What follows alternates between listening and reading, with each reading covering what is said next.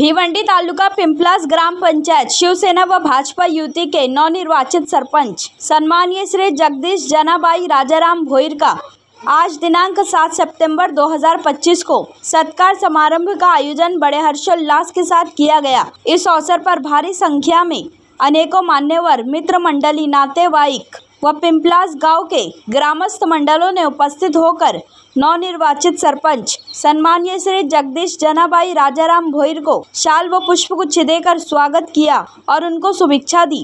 तो वहीं नवनिर्वाचित सरपंच सम्मानीय श्री जगदीश जनाबाई राजाराम भोईर ने सभी लोगों का आभार माना। तो वहीं आगे हम आपको बता दें कि इस संपूर्ण कार्यक्रम का नियोजन पिंपलास शाखा प्रमुख शिवाजी महात्रे, विभाग प्रमुख सुनील ठानगे, उप विभागीय प्रमुख सन्नी भोईर, भाजपा पिंपलास शाखा अध्यक्ष विकास महात्रे, भाजपा युवा मोर्चा शाखा अध्यक्ष उपेश महास्के तथा समस्त भोईर परिवारों द्वारा बड़े हर्षोल्लास के साथ किया गया। आइए देखें इसकी एक रिपोर्ट। मोठ्या लोकसंख्येचं गाव आहे, आर्थिक उत्पन्नाचा स्रोत असलेलं गाव आणि विकासाच्या दृष्टीने पुढे आहे। या गावच्या सरपंचपदी माझे वर्गमित्र श्री जगदीश राजाराम भोईर आज या सरपंचपदी विराजमान झालेले आहे। जेवढा आनंद जगदीशला झालेला आहे तेवढाच आनंद हा मलाही झालेला आहे, कारण माझा मित्र आज पुढे जातोय याचा खूप अभिमान आहे। गावच्या विकासामध्ये जेव्हा जेव्हा गावचं नाव घेतलं जाईल तेव्हा जगदीशचं नाव अधोरेखित केलेलं असेल आणि जगदीशच्या नावाशिवाय गावचा विकास पूर्ण होणार नाही एवढी चर्चा झालेली असेल। कारण जगदीश हा विकासाभिमुख आहे, ग्रॅज्युएशन झालेलं आहे, चांगली नोकरीही आहे, त्याच्यामुळे फक्त लोकांची सेवा करणं हा उद्देश ठेवून जगदीश या बॉडीमध्ये काम करतोय। जगदीश हा जवळजवळ मागची 10 वर्ष झालं त्या गावच्या विकासामध्येच आहे, पण शिवसेनेचा तो पदाधिकारी म्हणून काम करतोय। त्याच्यामुळे लोकांची सेवा कशी करायची, लोकांपर्यंत कसं पोचायचं ह्याचं चांगलं ज्ञान जगदीशला असल्यामुळे निश्चितच गावाला जगदीशचा 100% उपयोग होईल यात शंका नाही। मी भारतीय जनता पार्टीचा ठाणे ग्रामीणचा जिल्हा अध्यक्ष म्हणून जगदीशला या कामासाठी, त्या पदासाठी आणि त्याच्या पुढच्या कार्यासाठी खूप खूप शुभेच्छा देतो।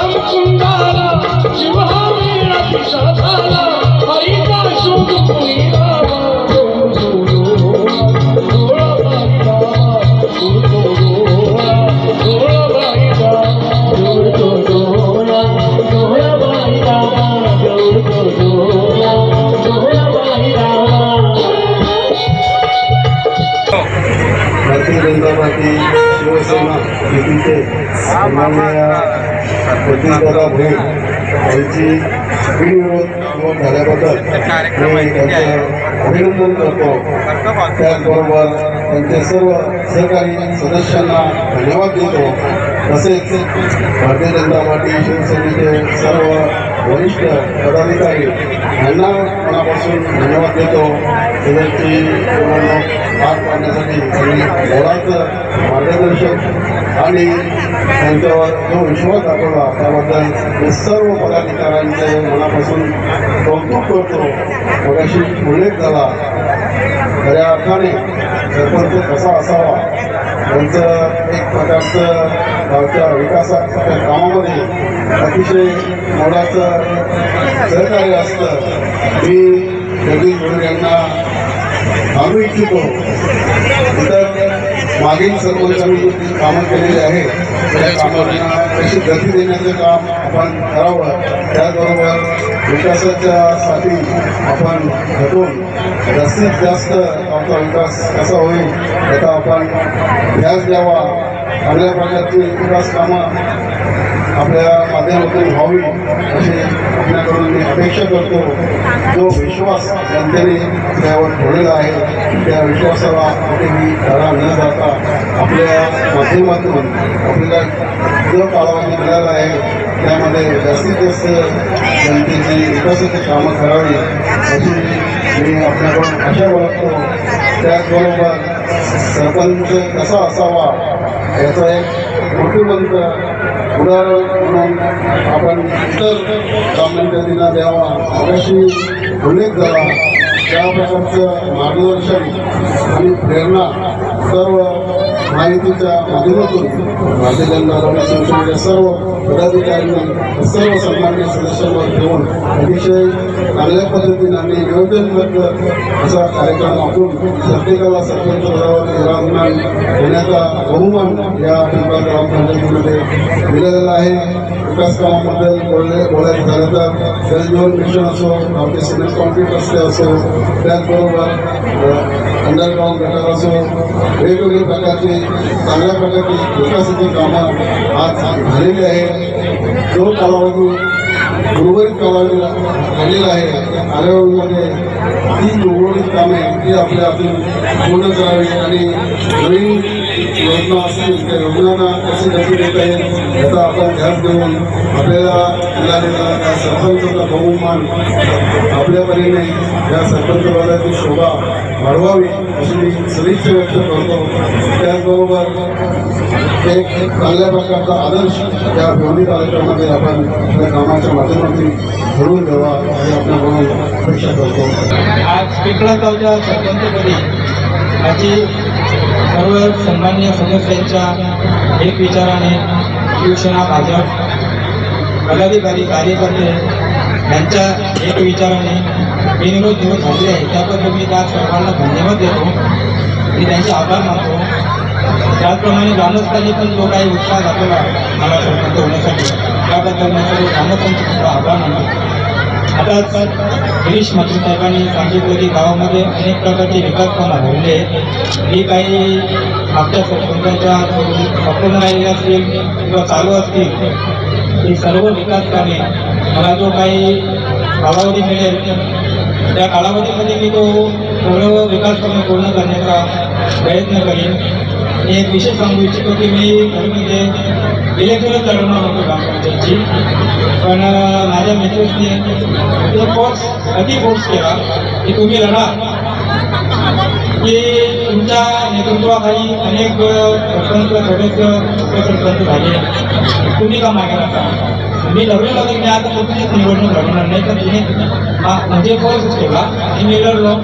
वार्ड क्रमांक 3 मधून मी घरपोच मताने विजय झालो. त्याबद्दल मी माझ्या मिसेसला प्रथम धन्यवाद देईन.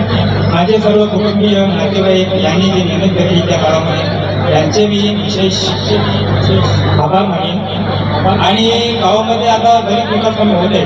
साहेबांनी सांगितले की जलजीवन मिशनची कामं झाली, अनेक रस्ते झाले, अनेक अंडरग्राऊंड गटार झाले. त्यासाठी आम्हाला गिरीश ठाकरे साहेब भाजप शिवसेनेचे मी शिवाजी माथुरे अनेक पदाधिकारी यांचे आम्हाला मार्गदर्शन मिळते, वरिष्ठ पातळीवर सुद्धा मार्गदर्शन मिळते आणि तालुका लेवलवरून आम्हाला निधीची मागणी केली, निधी आता उपलब्ध केला जातो.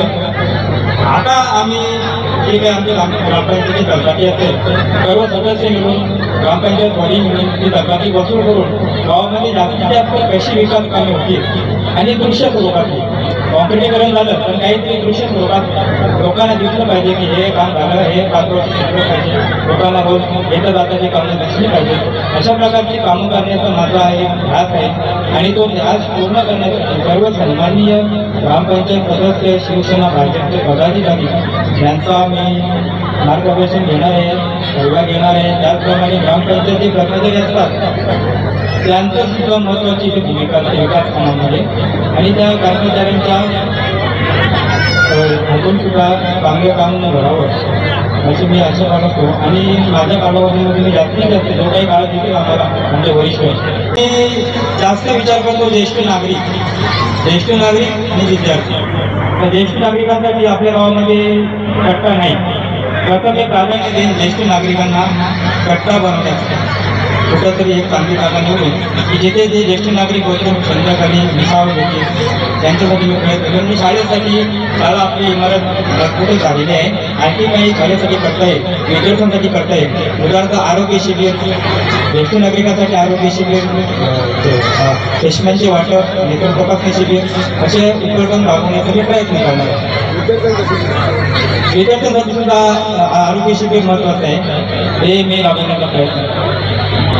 सरपंच पदासाठी आता मी सरपंच जरी असलो तरी याच्या मागे बरीचशी आमचे भाजप शिवसेनेचे वरिष्ठ पदाधिकारी ग्रामपंचायत सदस्य आहेत, विशिष्ट माझे मित्र आणि माझे नातेवाईक बहिणी भाऊ.